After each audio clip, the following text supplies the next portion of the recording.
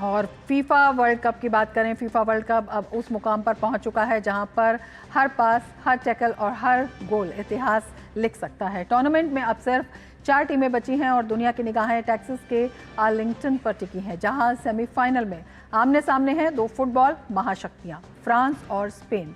दांव पर है वर्ल्ड कप फाइनल का टिकट और मुकाबला ऐसा जो यादगार बनने का दम रखता है। आइए देखते हैं आर्लिंगटन से अभिषेक महाजन की यह खास रिपोर्ट। फाइनल का टिकट दांव पर, टिकी टाका बनाम तूफानी हमला। फीफा विश्व कप का पहला सेमीफाइनल सिर्फ एक बड़ा मैच नहीं बल्कि फुटबॉल की सबसे बड़ी जंग में से एक है।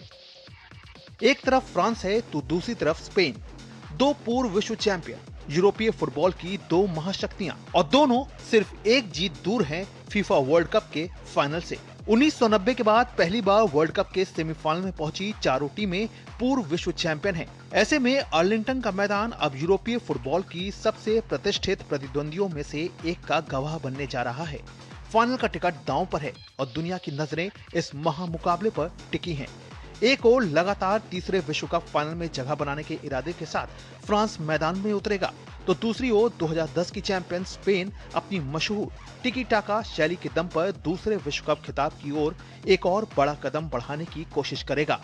स्पेन और फ्रांस के बीच अब तक खेले गए मुकाबलों में कांटे की टक्कर देखने को मिली है। दोनों टीमें 38 अंतर्राष्ट्रीय मुकाबलों में आमने सामने आ चुकी हैं, जिनमें स्पेन ने 18 और फ्रांस ने 13 मैच जीते हैं, जबकि 7 मुकाबले ड्रॉ रहे हैं।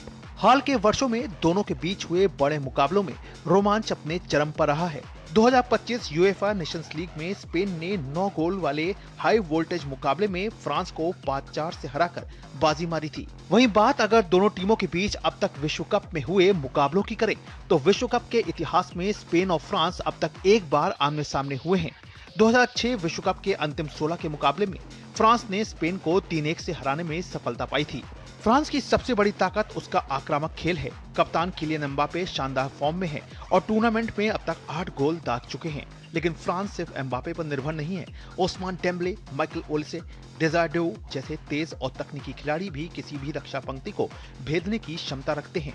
वहीं स्पेन अपनी पारंपरिक शैली पर कायम है, तेज और सटीक पासिंग, शानदार मूवमेंट और दबाव में भी संयम। फ्रांस के युवा मिडफील्डर वॉरेन ज़ाइरे एमरी और मुख्य कोच डिडियर डेशैम्स ने भी माना कि गेंद पर स्पेन का नियंत्रण उसकी सबसे बड़ी ताकत है, लेकिन उनका कहना है कि फ्रांस अपनी आक्रामक शैली और तेज जवाबी हमलों के दम पर ही इस चुनौती का सामना करेगा। आर्लिंगटन की सड़कों पर भी वर्ल्ड कप का रंग पूरी तरह से चढ़ चुका है। झंडे, जर्सियां, गीत और नारों के बीच पूरा शहर फुटबॉल के जश्न में डूबा हुआ है। Both are great teams, and I think that, well, let's wait for the best to win. Spain has been doing great. France is doing great. It's going to be a really tough game, but we hope Spain wins. Yeah. I mean, their forwards, Mbappe, Dembele, all of Olise, all of them. I mean, Golden Boot. I think Mbappe is going to win it all. So I think it's just going to be a great game, and I don't think that Spain can top them. I don't think they can beat them. ये मुकाबला सिर्फ 2 टीमों का नहीं बल्कि 2 अलग-अलग football शैलियों का भी है। स्पेन गेंद पर कब्जा जमाकर खेल की रफ्तार नियंत्रित करना चाहेगा, जबकि फ्रांस तेज काउंटर अटैक और दमदार फिनिशिंग से मैच अपने नाम करने की कोशिश करेगा। अगर फ्रांस ये मुकाबला जीतता है तो वो लगातार तीसरे विश्व कप फाइनल में पहुंचने वाला पश्चिम जर्मनी के बाद दूसरा यूरोपीय देश बन जाएगा। 90 मिनट, एक मुकाबला और फाइनल का टिकट। अब देखना ये दिलचस्प होगा कि ये बाजी कौन मारता है। कैमरामैन शुभम शर्मा के साथ अभिषेक महाजन, डीडी न्यूज़, आर्लिंगटन, टेक्सास।